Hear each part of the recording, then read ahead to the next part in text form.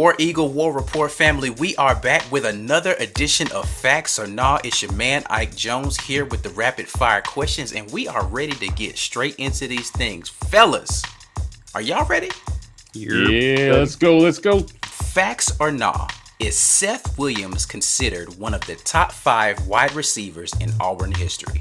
I'm going nah on this one. I think that if you go straight by the numbers, he's probably somewhere in the top 10, but we've just had way too many good receivers come through Auburn for Seth to be in the top 5 in an offense where they threw the ball way more than we ever have in Auburn history. So, I think there were some really good receivers in the past who definitely would have outperformed Seth having gotten the chance to catch as many balls as he's had thrown his way. So I'm going nah on this one. Not quite top 5, but definitely top 10. Going nah here.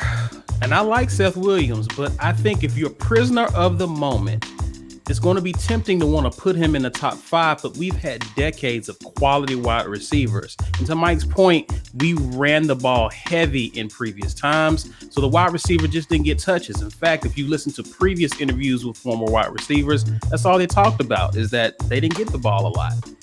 In this offense and past offenses with Gus Malzahn, those guys would have thrived. So I'm going to say nah on Seth Williams being a top 5 wide receiver. I'm going to go nah. And everybody's given pretty good reasons already, but let's also remember there were times where Seth clearly was not giving the effort due on running plays and on plays where he clearly was not going to get the ball. He knew it. Unfortunately, that let the defense know it. And that lack of effort, you can't be top 5 with that. I'm actually going to go nah on this one as well. As much as I love Seth Williams, now if this was just purely on talent, I think Seth Williams has a shot at the top 5. He's definitely one of the more talented receivers that has ever come through Auburn. Even by the numbers, you could probably put him up there in the top.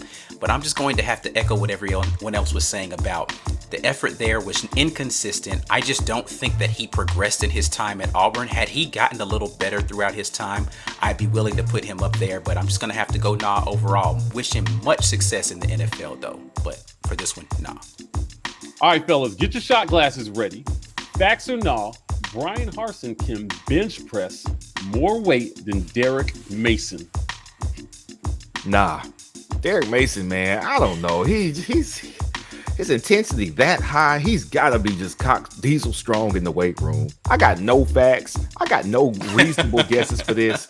I'm just saying, nah, I don't think you outlifting Derek Mason, Brian Harsin. I'm glad you in there pumping the iron with the boys, but nah, not Derek Mason. I think I'm going to go facts here, man. I'm sorry. I haven't seen Derek Mason lift, but I saw Brian Harsin's arms in that video clip, and it just looked like Harsin might be able to lift the whole Buick or something, man. I don't know. He looked like he might have a little something tucked away under the Auburn polo that you wouldn't want to run across in a bar fight. So I'm going to have to go with my man Brian Harsin on this one. I'm going to have to go facts as well. You don't talk development that much and can't bench press more than Derek Mason. I'm sorry. And of course I'm biased because I don't have any facts either. So I'm just going to have to say Harsin on this one, guys. I'm going facts on this one. Fun fact about Brian Harsin, his arms have actually set off the metal detectors at the airport.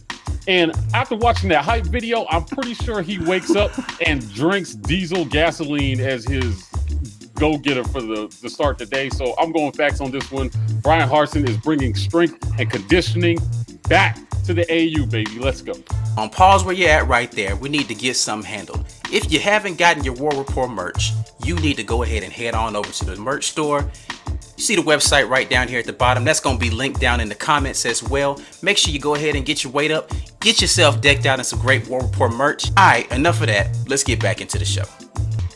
Facts or nah, the Eagles landing is the best college football game day tradition. I'm going facts on this one. Listen, guys, who rivals what we do, letting an endangered species loose from the top of the stadium before every game? What does Florida State do? They run out and plant a thing at midfield. I watched Oklahoma tip over an actual wagon in pregame. Facts. The Eagle is the best game day tradition in college football. I'm going facts too. It's just amazing to see that eagle circle the stadium, not claw anybody's face off, and land where it's supposed to land. I mean, it's amazing. It's beautiful, majestic. Nobody gets hurt. It doesn't rely on centuries-old tropes of people who probably wouldn't like people doing it right now. Listen, it's cool. It's safe.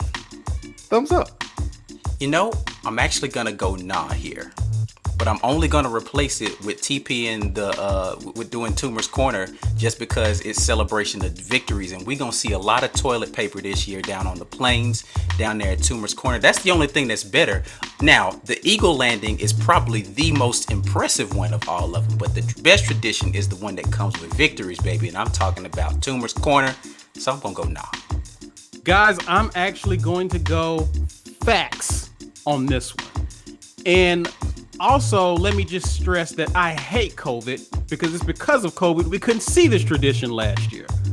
So listen, this is the best one as far as I'm concerned. No one rivals it. No one comes close.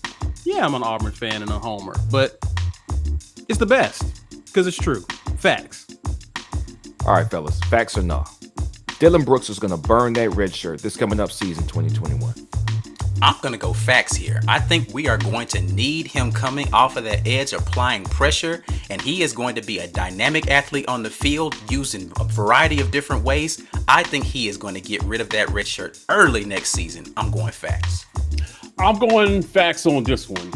We need pass rushers. We lost a lot on defense. I think that Derek Mason is going to find some creative ways to use what is the number 18 overall recruit as rated by ESPN, guys. There's no way you are ranked that high and you are not going to see the field this year on defense. So I'm going facts. He will burn his red shirt this year.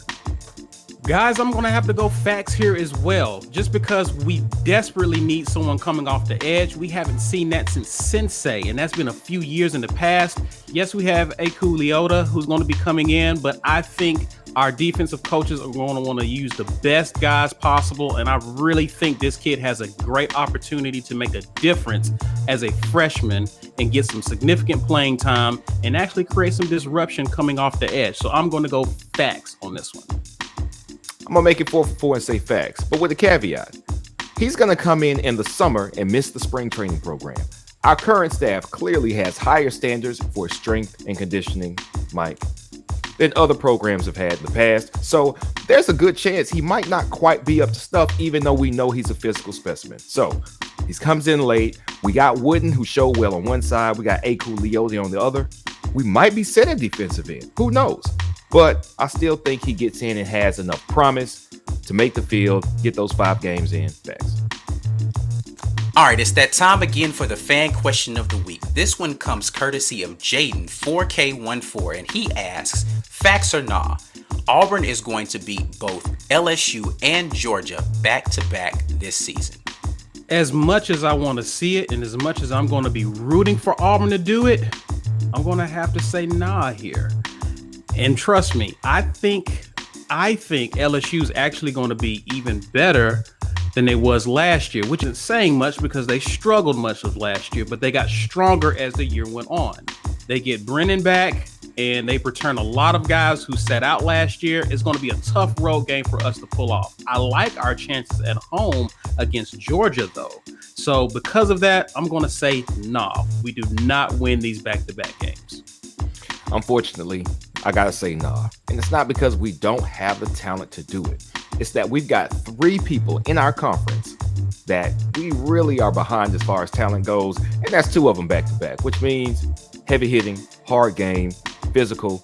I don't think we have enough left in the tank after we beat an LSU hypothetically to turn around and beat Georgia the next week. So, nah. I'm actually gonna go nah on this one. Listen, LSU is actually our first SEC game of the season in October. So, if they beat LSU and Georgia back-to-back, that means that we would likely sweep the month of October in terms of the schedule. I just don't see that happening. There are going to be a few losses on this schedule for this team. And while I think that they will be supremely talented and playing much better under this new staff, it's a really tall task for what will be a much improved LSU team and always a formidable Georgia team under Kirby Smart. So I'm going now on this one. All right. I'm going facts here. I'm already on the record saying I think we're going to beat LSU. I know it sounds improbable. I know I sound like a homer right now, but hear me out. I think we beat LSU this year just because I think that we are going to be better defensively all the way around and have a better opportunity to limit their opportunities to score. And I like us being at home against Georgia. So I'm going to say we pull out both of these games this year and we actually beat LSU and Georgia back to back. Deal with it. Homer. All right, that wraps up another edition of Facts and All. We appreciate y'all continuing to rock with us. If you want to see your question answered right here on Facts and All, make sure you hit us up on the Twitter. We are at The War Report. Send that to us, #Facts and All. And listen, you might get featured right here on the show. Outside of that, you know what to do. Like and subscribe. So like the video that you're watching right now, subscribe to the channel, hit the notification bell so you know every time that we're going to be posting something. You can follow us on all of our social media at The War Report. That's on Facebook, that's on Twitter, that's on Instagram, or if you're one of those TikTok folks, we're there too. TW Report right there on TikTok. Until the next time, we see y'all, as always, Warrior.